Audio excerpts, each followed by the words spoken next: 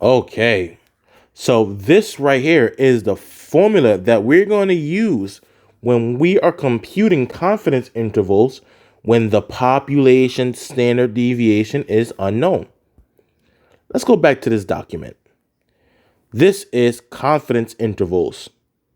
And if you look here, now the population standard deviation is not known or unknown. We're using a t-interval. And here are some things that we need to know when we're using a t-interval. Use when the population standard deviation is not known. So we have S. S is the sample standard deviation. So it will either say sample standard deviation or the standard deviation is mentioned in the same sentence as the sample. Look at the differences. The standard deviation is mentioned before the sample is introduced. That is a z-interval. But if the standard deviation is mentioned in the same sentence as the sample, then that is a t-interval.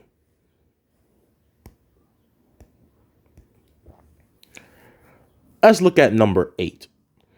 A random sample of high temperatures for 12 recent Thanksgiving days had an average of 42 degrees Fahrenheit with a standard deviation of 8 degrees Fahrenheit. Assume the variable is normally distributed. Find the 95% confidence interval of the population mean for the temperatures. Okay. We must answer the question now. Is the population standard deviation known? And the answer is no. Sigma is not known. Or we can say unknown.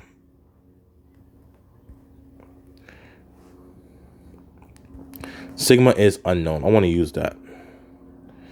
And the reason why sigma is unknown is because if you look here, the standard deviation is mentioned in the same sentence as the sample.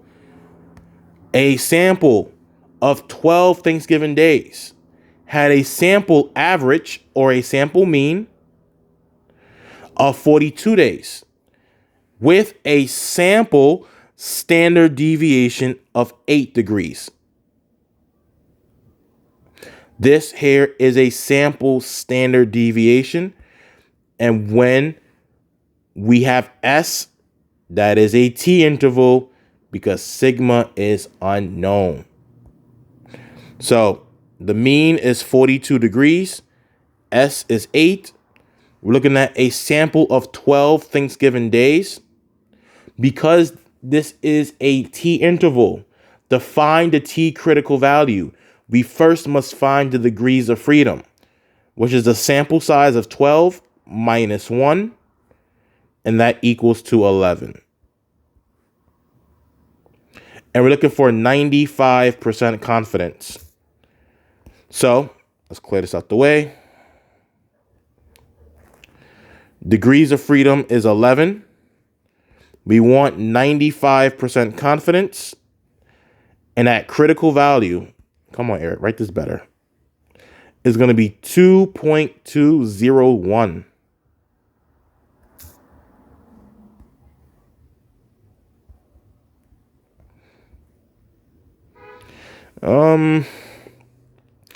Let's round everything to two numbers after the decimal, including the final answer can be one number after the decimal. All right, let's compute the confidence interval. It's going to be our mean of 42 plus or minus the t critical value, which is 2.201, times the standard deviation of the sample, which is 8, and that's divided by the square root of 12.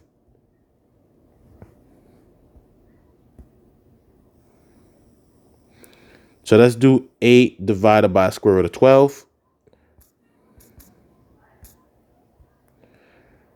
This is 2.31. So 42 plus or minus 2.201 times 2.31.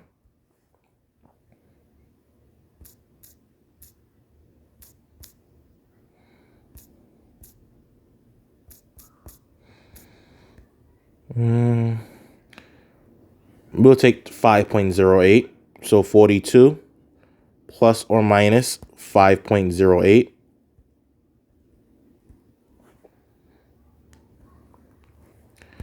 Let's break that up.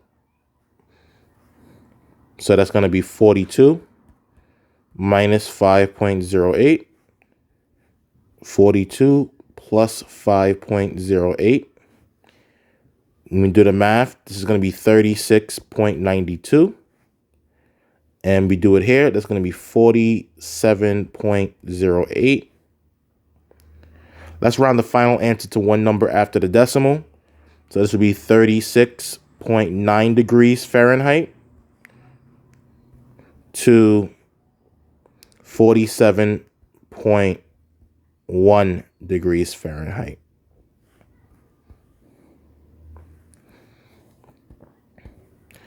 So we are 95% confident that the true mean temperature for Thanksgiving Day is going to be between 36.9 degrees Fahrenheit and 47.1 degrees Fahrenheit. And that is how you compute the confidence interval when the population standard deviation is unknown.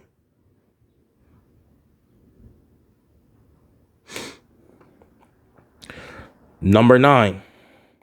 For a sample of 6 operating rooms taken in a hospital, the mean noise level was 40 decibels and the standard deviation was 11.3. Find the 99% confidence interval of the true mean noise levels in the operating rooms. Assume the variable is normally distributed. Round the intermediate and final answers to at least 2 decimal places. Is sigma known? The answer is no. Sigma is unknown. And the reason why sigma is unknown, because from a sample of 6 operating rooms, the sample had a mean noise level of 40 decibels. And the sample has a standard deviation that was 11.3. This is a sample standard deviation. And if we ask ourselves, is the population standard deviation known? The answer is no. That is why this is a T interval. The sample mean was 40. The sample standard deviation was 11.3. The sample of 6 operating rooms, which means my degrees of freedom is going to be 5. And I need to find the T critical value for 99% confidence, and the degrees of freedom is 5.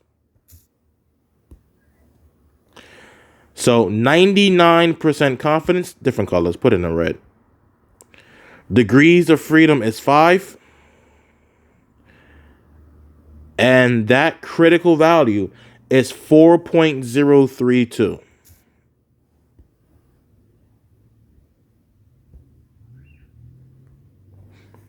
Let's compute our confidence interval.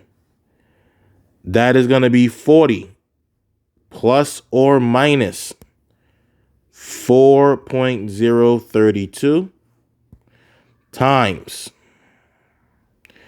the standard deviation was 11.3 divided by the square root of the sample size, which is 6. Had kind of a brain fart for a second. 40 plus or minus the T critical value of 4.032. 2 numbers after the decimal. So let's do that. That's 11.3 divided by the square root of 6. That's 4.61.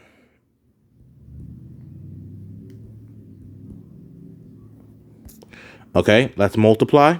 So 40 plus or minus 4.032. Divide, oops, I meant to put divided by. Oh, come on. Times. Man, what's wrong with me? 4.61. Round up to two numbers after the decimal. That 7 makes that 8 round up to a 9. So that's going to be 18.59. Okay. Let's break that up. 40 minus 18.59. 40 plus 18.59. Subtract here. That is 21.41. Add here. That is 58.59. And that is our confidence interval. We're 99% confident that the true mean noise level of the operating rooms is between 21.41 and 58.59 decibels.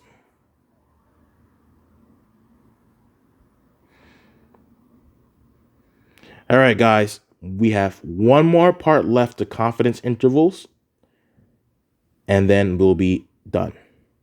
I'll catch you in the next one. Take care.